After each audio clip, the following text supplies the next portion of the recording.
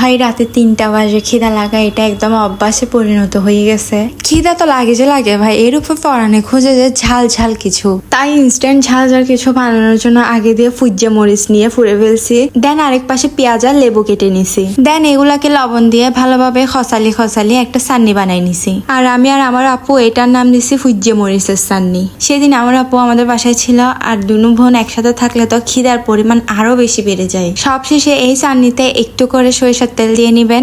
এটা বানানো একদম ইজি। উফ, এই চাটনিটা খেতেও এত মজা। এই চাটনি আমাদের বাসায় বলতে গেলে প্রতিদিনই থাকে ভাতের আইটেমে, কারণ আমাদের বাসায় সবাই এটা খুবই পছন্দ করে। আর যারা যারা এটা বানিয়ে খাও তারা আমাকে কমেন্ট বক্সে জানাও। রাতে 3টা বাজে তো আর গরম ভাত নাই, তাই ঠান্ডা ভাত দিয়ে খাইছি। আর ঠান্ডা ভাত দিয়ে খেতেও অনেক মজা, সাথে 1 পিস লেবু আর 2 টুকরা গরুর মাংস। উফ, রাতে 10টা বাজে যে খাবারটা খাই সেটার থেকেও রাতে 3টা বাজে খাবার খাওয়ার মজাটাই আলাদা। কে কে আমার মতো রাত 3টা বাজে ক্রেভিংসটা এইভাবে ভাত খাওয়া দিয়ে মিঠাও। ধরো তোমাদের জন্য আমার পক্ষ থেকে 1 গরস।